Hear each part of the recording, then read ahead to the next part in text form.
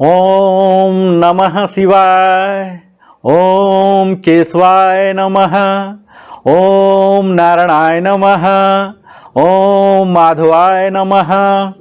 महाशिवरात्रि पर्व की ढेर सारी शुभकामनाएं। धार्मिक महत्व की अगर इसकी बात की जाए तो महाशिवरात्रि शिव और माता पार्वती के विवाह की रात्रि मानी जाती है।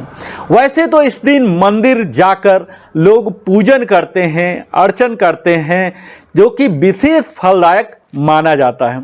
लेकिन यदि कुछ लोग नहीं जा पाते हैं तो घर पर ही पूजा और अर्चना उपासना करते हैं।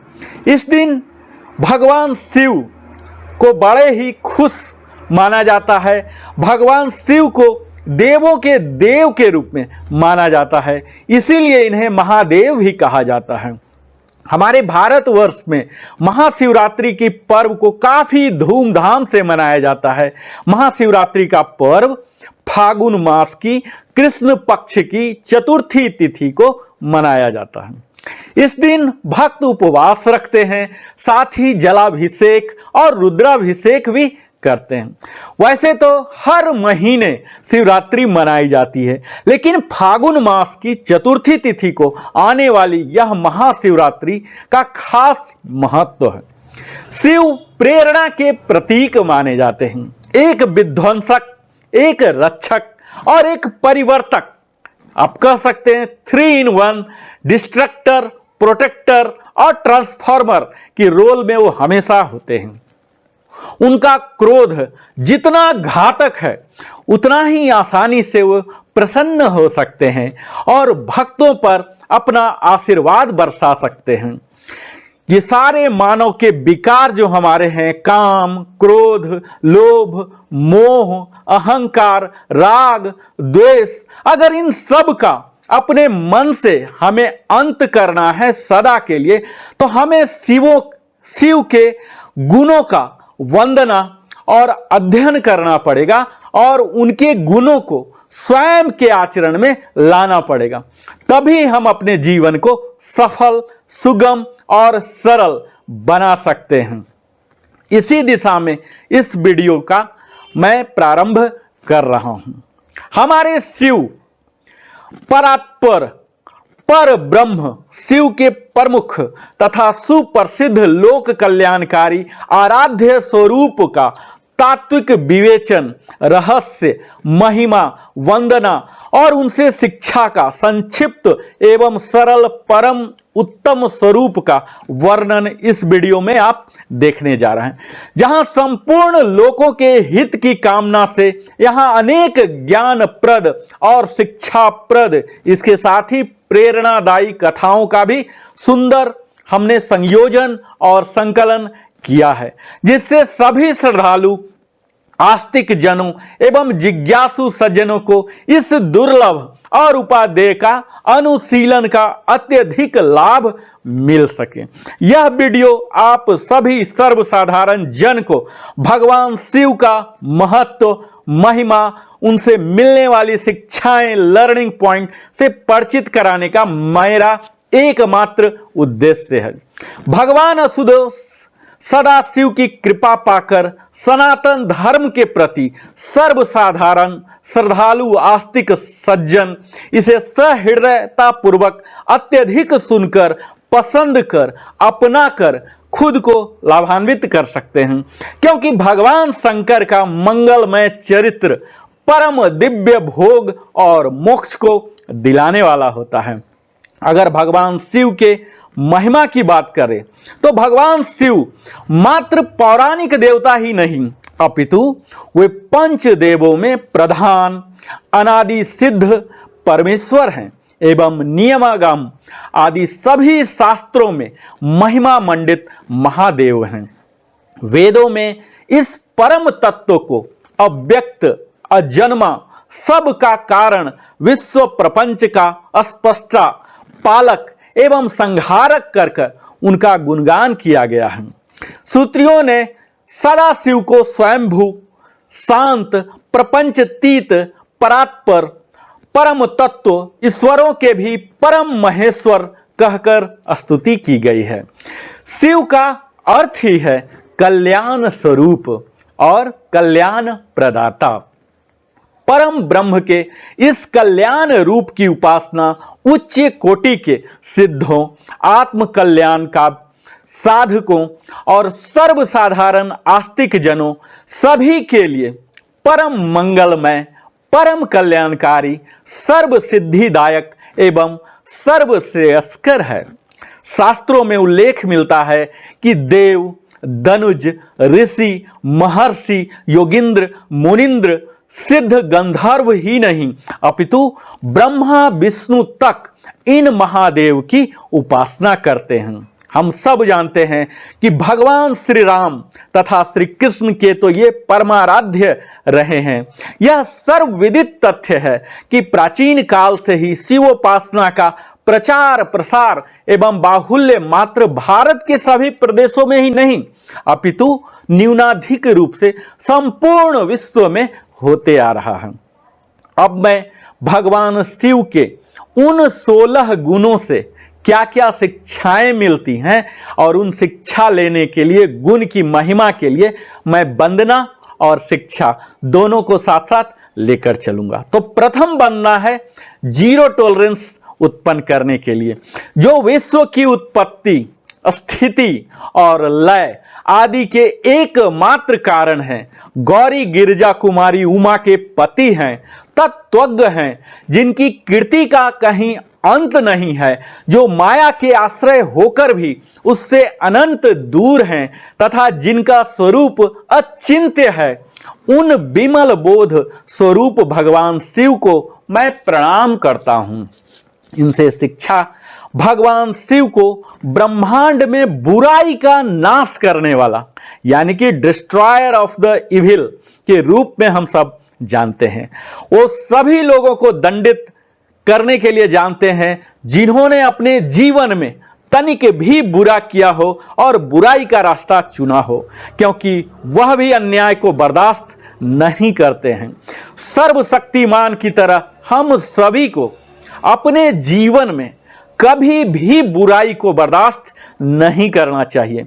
अगर हमारे आसपास एक चुटकी भर भी, रत्ती भर की भी कुछ बुराई हो रही हो तो उसे हमें रोकने के लिए यथासंभव प्रयास करना चाहिए। कहा जाता है never tolerate evil in our life. इसका मतलब होता है zero tolerance against injustice in our life.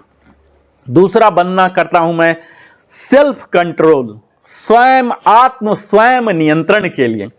हम सब स्वभाव से ही उस अनादि शांत स्वरूप एकमात्र शिव की वंदना करते हैं, जो अपनी माया से इस संपूर्ण विश्व की सृष्टि करके आकाश की भांति इसके भीतर और बाहर भी स्थित हैं। सुखी जीवन जीने के लिए आत्म संयम जरूरी है। Self control is required to embrace our life. हमारे बिखरे हुए विचार और अनियंत्रित मन, जो हमारे स्कैटर्ड थॉट हैं, अनकंट्रोल्ड माइंड है, हमारे जीवन में सबसे अधिक भाग दौड़, ये जो केओस लाइफ है, अराजकता का प्रमुख कारण माना जाता है, जो कि एक विध्वंसकारी जीवन, हमारे डिजास्टरस लिविंग की ओर हमें ले जा सकता है। हमें अपने दिमाग को अपने लक्ष्यों के साथ जोड़े रखना है। जीवन में ध्यान केंद्रित करने की आवश्यकता है, अन्यथा हम अपनी इच्छाओं और व्यसनों, जो डिजायर्स और एडिक्शन के शिकार हो सकते हैं। इसके साथ ही हमें भगवान शिव इंद्रियों पर कंट्रोल करना, ना कि उन इंद्रियों की गुलामी करना सिखाते हैं। तीसरा वंदना है जो कि डांस, उनका जो तांडव नृत्य है, इनके लिए हम वंदना पहले कर लेते हैं। जैसे लोहा चुंबक से आकृष्ट होकर उसके पास ही लटका रहता है, उसी प्रकार आपका प्रभाव बताना ये सारे जगत सदा सौ और सबके आसपास ही भ्रमण करते हैं। जिन्होंने अपने से ही इस प्रपंच को रचने की विधि बताई थी, जो सबके भीतर अंतर्यामी रूप से विराजमान है तथा जिनका अपना स्वरूप अत्यंत गूढ़ है। उन भगवान शिव को मैं सादर नमस्कार करता हूँ। भगवान शिव को नटराज या नृत्य के राजा के रूप में जाना जाता है। हालांकि उनके तांडव ने दुनिया को तबाह कर दिया था, लेकिन यह कला भी थी जो हम तक पहुंचती है। यह तांडव कर पूरे वर्ल्ड का नाश कर देते हैं। यह अल्टीमेट एक्सप्रेशन है उनके नेचुरल फीलिंग का, जो कि हमारे जीवन में टॉप प्रायोरिटी होना चाहिए, हमारे नेचुरल फीलिंग के एक्सप्रेशन का। कभी हमें खुद के नेचुरल फीलिंग पर संदेह, किसी भी तरह का संशय नहीं होना चाहिए।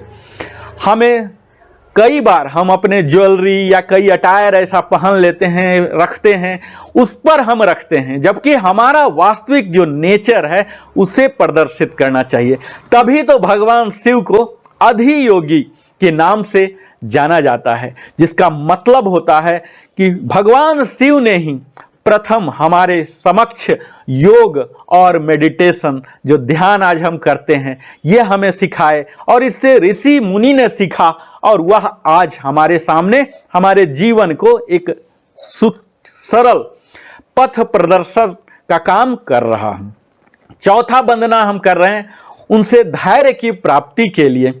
जगत के पिता भगवान शिव, जगन माता कल्याणमयी पार्वती तथा उनके पुत्र गणेश जी को नमस्कार करता हूं। हे कल्याणकारी शिव, मैंने अनजान में अथवा जानबूझकर जो जप, पूजा आदि सत्कर्म किए हों, वे आपकी कृपा से सफल हो।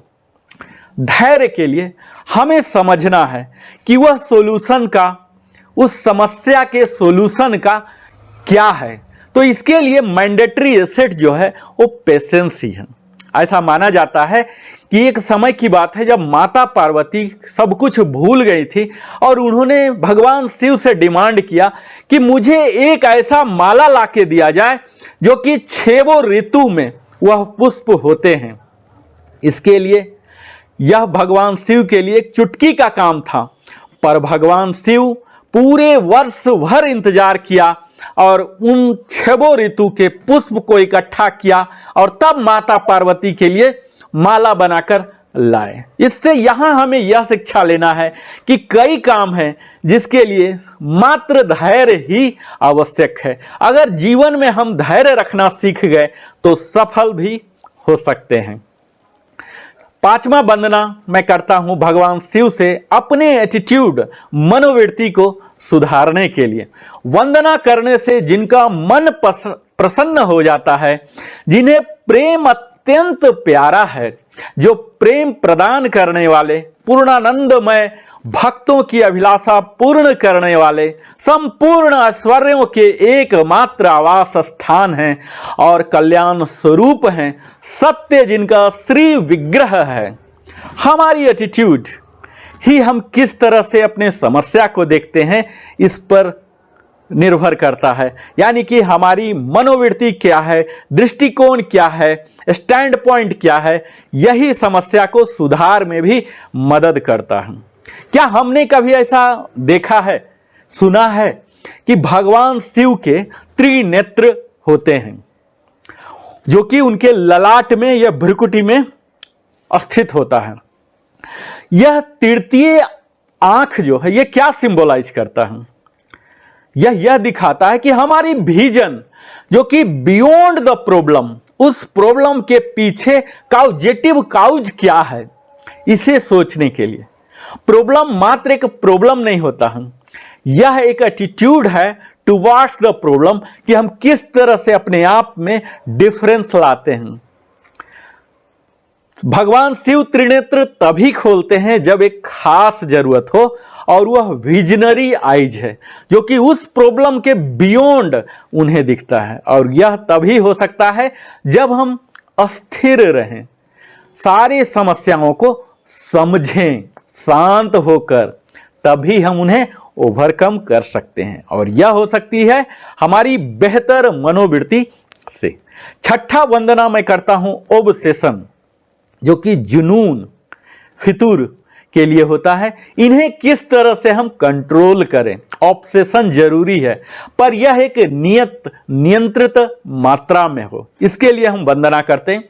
जो सत्यमय है, जिनका ऐश्वर्य त्रिकाल बाधित है, जो सत्य प्रिय और सत्य प्रदाता हैं, ब्रह्मा और विष्णु जिनकी स्तुति करते हैं, स्वेच्छानुसार शरीर धारण करने वाले उन भगवान शंकर की मैं वंदना करता हूं।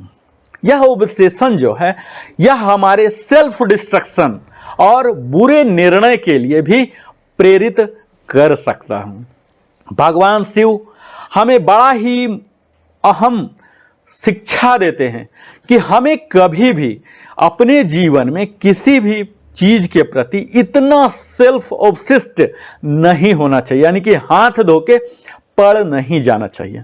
किसी भी चीज की इतनी ज्यादा डिजायर ना हो जाए कि वह हमारे मन में ऑब्सेशन कर दे, जो कि हमारे सेल्फ नाश का कारण बन जाता है। कई बार अनैच्छिक डिजायर जो होता है, अनवांटेड डिजायर, यह सेल्फ डिस्ट्रक्टिव के साथ साथ सेल्फ किलिंग भी बन सकता है। यह हमारे बुरे निर्णय के लिए भी हमें प्रेरित कर देता है, क्योंकि यही ऑब्सेशन जो है हमें इतना बड़ा, हमारी इच्छाओं को इतना बड़ा दिखा देता है कि और कुछ भी हमें दिखता नहीं। हमें इस पर कंट्रोल करना है और इसकी शिक्षा हमें भगवान शिव से ही मिलती है, ताकि हम सही समय पर सही रूप से डिसीजन लेने की एबिलिटी पैदा कर सकें बुद्धिमता पूर्वक। सातवां वंदना करता हूं मैं भगवान शिव का मन को शांत करने के लिए। देवताओं का मंगल करने वाले देव परमात्मा शिव सर्व समर्थ हैं। आत्मा राम होकर भी उन्होंने जिस पुत्र की उत्पत्ति के लिए पार्वती के साथ विवाह किया, जब तक आंखें खोलने का कोई बड़ा कारण न हो तब तक शिव स्वयं ध्यान में ही रहते हैं। इसीलिए उन्हें महायोगी के नाम से जाना जाता है और वे ऐसा इसलिए करते हैं ताकि वे ब्रह्मांड की भलाई के बारे में स्पष्ट रूप से सोच सकें। अगर हम अपने मन को शांत स्थिति में रखें तो जीवन की अधिकांश कठिन परिस्थितियां स्वतः निकल जाएगी। अपने दिमाग को शांत करने के लिए हमें दुनिया में किसी भी समस्या को हल करने के विचार की पर्याप्त स्पष्टता मिलती है और इसे अब की सबसे अच्छी रणनीति स्ट्रेटजी माना जाता है। जो एंगर है, ये कभी भी किसी भी चीज का उत्तर नहीं हो सकता, बजाय कि एंगर एक दुष्टि है। अपने आप में यह क्रोध जो है, आपने शिव के कथा को सुना होगा, शिव सदैव शांत रहते हैं जब भी वहां खोलते हैं एक विशेष काम के लिए, अदरवाइज वो सदैव काम एंड कूल रहते हैं। यही हमें सीखना है ताकि हम अपने क्रोध को नियंत्रण कर सकें, तभी यह हमें एक्सट्रीम में जाने से बचाता है। आठवां वंदना मैं करूंगा इम्परमानेंस की ज्ञान हमें हो। इम्परमानेंस मीन्स इस जीवन में कुछ भी परमानेंट नहीं है, अस्थाई नहीं है। इसी चीज का ज्ञान के लिए मैं वंदना करता हूं भगवान शिव से, जो परमानंदमय हैं, जिनकी लीलाएं अनंत हैं, जो ईश्वरों के भी ईश्वर, सर्वव्यापक महान गौरी के प्रियतम तथा स्वाभाविक और विघ्न राज गणेश को उत्पन्न करने वाले हैं, उन आदि देव शंकर की मैं वंदना करता हूं। हमें समझना है कि कुछ भी यहां अस्थाई नहीं है, चाहे वह हमारा जीवन हो या कोई जड़ पदार्थ ही क्यों न हो। महायोगी मोह माया के झांसे में नहीं आते हैं। वे जानते हैं कि हमारा जीवन क्षण भंगुर है, इमोरल है, और आज जो होता है वह हमेशा के लिए नहीं रहने वाला है। समय बदलता है और हमें भी साथ साथ बदलते रहना चाहिए। यही शिक्षा हमें मिलती है भगवान शिव के चरित्र से। नौवां वंदना मैं करता हूं अपने विजन को, रिसर्च एबिलिटी को, क्रिएटिविटी को पैदा करने के लिए वंदना मैं कर रहा हूं, जो निर्विकार होते हुए भी अपनी माया से ही विराट विश्व का आकार धारण कर लेते हैं। स्वर्ग और अपवर्ग मोक्ष जिनके कृपा कटाक्ष के ही वैभव बताए जाते हैं, तथा योगी जन जिन्हें सदा अपने हृदय के भीतर अद्वितीय आत्मज्ञानंद स्वरूप में ही देखते हैं। जब भी हम किसी खास विषय वस्तु पर अनुसंधान करते हैं तो यह हमें न्यू एवेन्यू भी दिलाती है, जिससे न्यू एवेन्यू से रेवेन्यू भी मिलता है। और यह होता है हमारे रिसर्च से, जब हमें वह चीज विशेष रूप से गहराई से कॉग्निटिव लर्निंग लेना होता है। किसी ऐसी चीज पर गहन शोध करना है जिससे हमें या हमारे विश्व के किसी भी जड़ या चेतन को लाभ होने वाला है। यह हम शिक्षा लेते हैं। सदैव हम देखते हैं शिव की प्रतिमा में उनके बालों में गंगा अज्ञानता के अंत का प्रतीक है। इसका मतलब है कि हमें पता होना चाहिए कि हम क्या कर रहे हैं। तथ्यों के बारे में इनकार करने से मदद नहीं मिल सकती है, और यही त्रिनेत्र भी हमें बताता है। यह त्रिनेत्र हमारे जो आंख से दिख रहा है, इससे बियॉन्ड उस त्रिनेत्र से दिखता है, जो कि रिसर्च में आता है। यानी कि हमें अपने स्ट्रेंथ से बढ़कर सोचना चाहिए, देखना चाहिए। सिर्फ वही नहीं जो हमारी इन चक्षुओं से दिख रही है, हमारे माइंड आई से भी देखने की जरूरत है। 10वां वंदना मैं करता हूं भगवान शिव से। उनकी जो वैरायटी कल्चर है, उनकी जो संस्कृति है अलग अलग तरह की, उसे पाने के लिए, उससे शिक्षा प्राप्त करने के लिए, उन तेजोमय भगवान शंकर को जिनका आधा शरीर शैल राजकुमारी पार्वती से सुशोभित है, निरंतर मेरा नमस्कार है। भगवान शिव बहुमुखी हैं, संस्कृति के मालिक हैं। हम कौन हैं, हमें खुद पहचानने की जरूरत है। हम सब जानते हैं कि शिव को देवों के देव महादेव कहा जाता है। वे शांत दिखने वाले भगवान संहारक में बदल सकते हैं और भोलानाथ भी हो सकते हैं। इसीलिए उनका नाम भोलेनाथ पड़ा, क्योंकि उन्हें बड़ा ही निर्दोष रूप से, बड़ा ही आसानी से प्लीज किया जा सकता है, उनसे आशीर्वाद वरदान पाया जा सकता है। भगवान शिव ही एकमात्र ऐसे देवता हैं जो कि देवों और असुरों दोनों के द्वारा पूजा किए जाते हैं। और यह हमें सिखाता है कि हमें हर प्राणियों से, हर जीव से प्यार करना चाहिए, वह देव हो या दानव हो। उनके व्यक्तित्व में कई रंग हैं और वह एक ईश्वर हैं जो वास्तव में हमें जीवन जीने का ज्ञान सिखा सकते हैं। 11वां वंदना मैं करता हूं जो हमारे जीवन का एक बड़ा ही विशाल और भयावह विकार है, अहंकार, ईगो को हटाने के लिए।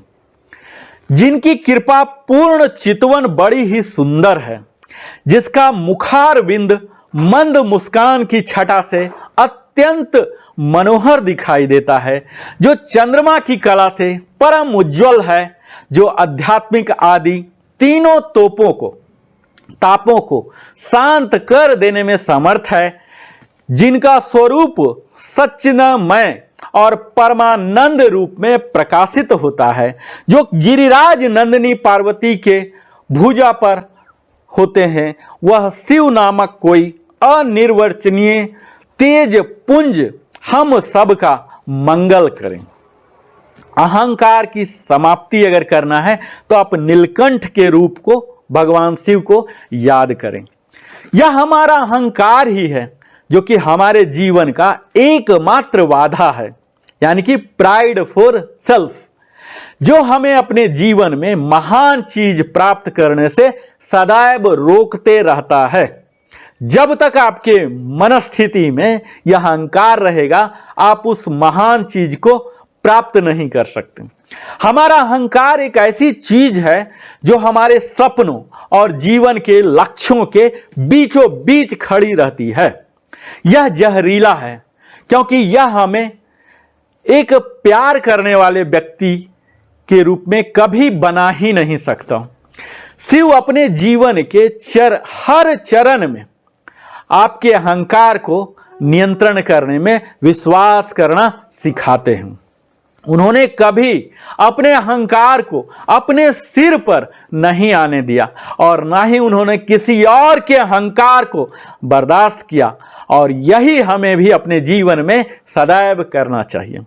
जो भगवान शिव अपने हाथों में त्रिशूल रखते हैं, ट्रिडेंट रखते हैं, यह उस ईगो को ही, अहंकार को ही सदैव भगाने के लिए अपने हाथों में रखते हैं। तो अगर आप भगवान शिव के त्रिशूलधारी को याद रखते हो तो सदैव उसी त्रिशूल से अपने खुद के अहंकार को भी हटाइए, क्योंकि इस अहंकार में बड़ा ही बिटरनेस, ऑब्स्टेकल जो हमारे जीवन में कई तरह की बाधाएं लाते रहते हैं। यहाँ तक कि हमारे सगे संबंधियों के साथ जो रिलेशनशिप है, हमारी आइडियाज हैं, हमारी स्वप्न हैं, इन सबों के भी अवरोधक बनते हैं, ऑब्स्टेकल बनते हैं यही ईगो, अहंकार।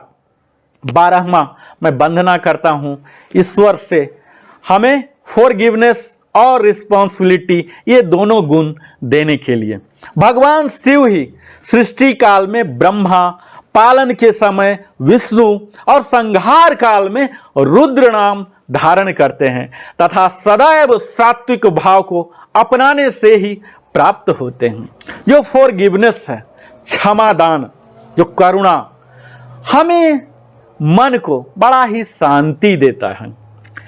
बदला लेने की भावना, इससे हमारा दिल शांत हो जाएगा, यह एक मिथ है।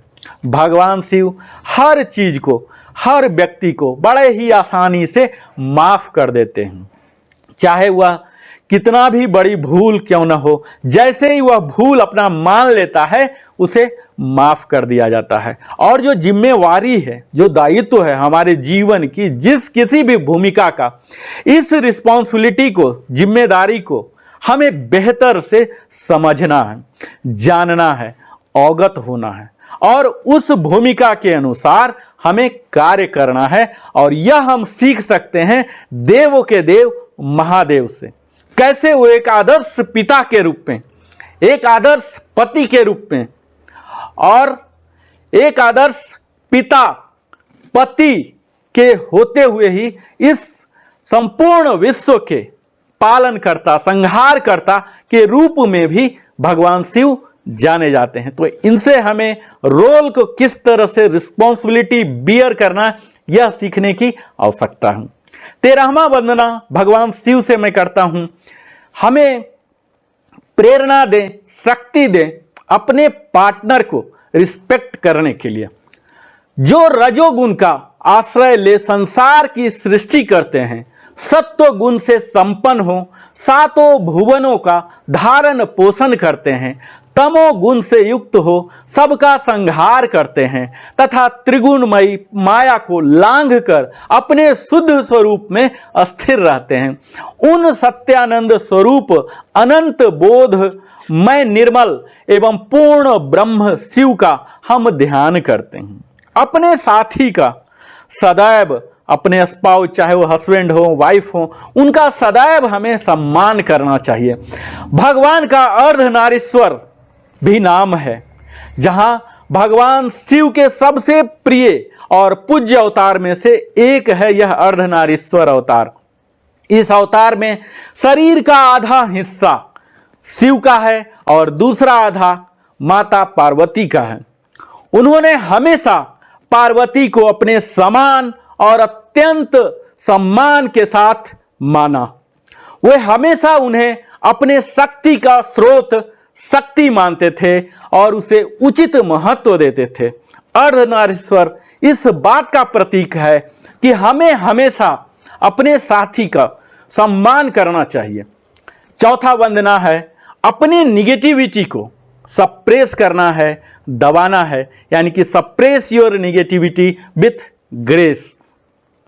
जो जगत की सृष्टि और संहार के हेतु और प्रकृति और पुरुष के ईश्वर हैं, उन प्रमर्थ गण पुत्र द्वय तथा उमा सहित भगवान शिव को हमारा नमस्कार है।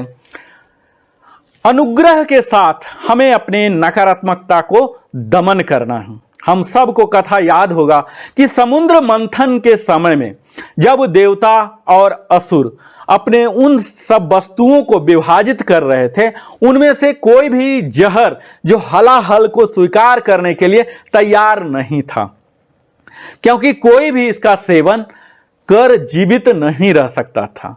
परंतु शिव ने इसे निगल लिया और अपने गले में दबा लिया, जिसके बाद उनका नाम नीलकंठ पड़ गया। यह घटना इस बात के लिए हमें जीवन में एक बड़ी सीख देती है कि कैसे हमें हमेशा अपने आसपास की नकारात्मकता को दबाने की कोशिश करनी चाहिए और इसे नकारात्मक चीजों में बदलने की कोशिश करनी चाहिए। 15वां वंदना बोलता हूं ताकि हमारे जीवन में, हमारे शरीर में अनएक्सेप्टेबल थिंग्स को एक्सेप्ट करने की हम में क्षमता विकसित हो, जिनकी शक्ति की कहीं तुलना नहीं है, जिनका ऐश्वर्य सर्वत्र व्यापक है तथा स्वामित्व और विभुत्व जिनका स्वभाव कहा गया है, उन विश्व सृष्टा सनातन अजन्मा अविनाशी महान देव मंगलमय परमात्मा शिव को मैं शरण में जाना चाहता हूं। हमारे जीवन में कई बार ऐसे आ जाते हैं कि हम एक्सेप्ट करने को तैयार नहीं होते हैं, अपने अंदर स्वीकार्यता नहीं होती है। अगर समुद्र मंथन की कथा आपको याद हो तो हर कोई अमृत के लिए ही लेना चाहता, कोई भी विष नहीं लेना चाहता, और यह विष सिर्फ शिव ने ही उपभोग किया। और शिव की पूजा उस फूल से की जाती है, अकमन के फूल, जो कि किसी भी देवी देवताओं पर नहीं चढ़ाया जाता है। यही गुण है कि जो सबके द्वारा परित्याज है उसे भी स्वीकार करने की, यानी कि जो वस्तु जड़ या चेतन जिस रूप में हो उसी रूप में स्वीकार करने की क्षमता हो, यह विकास करने की शिक्षा भगवान शिव से हमें अवश्य लेनी चाहिए। 16वां और अंतिम वंदना मैं करना चाहूंगा कि भगवान शिव हमें इस भौतिकवादी खुशी जो है इससे अलग रखें, इससे आकर्षित हमें ना करें, यह इतना प्रेरणा दें ताकि हम इन मेटेरियलिस्टिक हैप्पीनेस के पीछे ना भागें। जो सेंसुअल प्लेजर है इसके लिए हम ना जाएं, अपने इंद्रियों की गुलामी करने की नौबत आ जाए ऐसा ना करें। जो समस्त चक्र के परिभ्रमण में कारण रूप है और गौरी के युगल युरोजों में लगे हुए केसर से जिनका वक्षस्थल अंकित है, उन भगवान उमा वल्लभ शिव को नमस्कार है। इस भौतिकवादी सुख में एक पतंगे का जीवन होती है, यानी कि यह भौतिक जीवन जो है लंबे समय तक सांसारिक जीवन चल नहीं सकता, क्योंकि हम सब क्षण भंगुर हैं, मरणशील हैं। ये सर्वशक्तिमान शिव जिसके पास इस दुनिया में कुछ भी हो सकता है, हम जिस विलासिता की कल्पना कर सकते हैं वह उससे सिर्फ एक विचार दूर है। लेकिन इसके बारे में एक सेकंड के लिए अगर हम सोचें, उनकी पोशाक भगवान शिव की, उनका हथियार, उनके जीवन शैली, सब कुछ न्यूनतम है, मिनिमम है, बेयर मिनिमम है। क्यों? वह हमेशा धन से दूर रहते हैं और वह हमेशा भौतिकवादी चीजों से दूर रहते हैं, क्योंकि भगवान शिव जानते हैं इन चीजों के आंतरिक सुख मिल नहीं सकता। घटनाओं और जीवन के अनुभवों में अपनी खुशी को हमें तलाशना है। एक पल के लिए शिव की वेशभूषा को देखें, केवल त्रिशूल और डमरू से वे लैस रहते हैं। भगवान शिव हमेशा धन से दूर रहते हैं। यदि हम धन और भौतिकवादी चीजों से नहीं जुड़े हैं तो हम भी जीवन में कुछ भी नहीं खो सकते हैं, क्योंकि यह भौतिक सुख जो होती है यह मात्र क्षणिक होती है। हमारी घटनाओं और अनुभवों, ये अपनी खुशियों की खोजने की जरूरत न है, न किसी चीजों में। भगवान शिव हमें ये शिक्षा देते हैं, ये शब्दों में ही वरदान है। इन सारी शिक्षाओं जो हमने 16 वंदना किया, शिक्षा किया, यदि हम इन सभी में महारत हासिल कर लेते हैं तो हमारा जीवन बड़ा सरल और व्यवस्थित हो जाएगा। साथ ही महान ऊंचाइयों को प्राप्त करेंगे और एक बेहतर इंसान बनकर मोक्ष की प्राप्ति की दिशा की ओर भी अग्रसर हो सकते हैं। हम सब जानते हैं कि भगवान शिव के 108 नाम हैं, उनके अलग अलग नाम हैं, अलग अलग उनके कीर्तन हैं, अलग अलग गुणों के कारण तो उनके सीखने के लिए अनंत है। यहाँ सिर्फ हमने 16 गुणों को ही संकलित किया है, प्रस्तुत किया है। मुझे उम्मीद है यह आपको काफ़ी मदद करेगा। यह सब भगवान शिव के जो उनके शिव पुराण हैं यहाँ से संकलित किया गया है। और ऐसा माना जाता है, अगर शिव पुराण को आप माने, अगर आस्था श्रद्धा रखते हैं, तो कहा जाता है कि शिव की महिमा अगर आप एक बार सुनते हैं तो आपके सारे पाप समाप्त हो जाते हैं।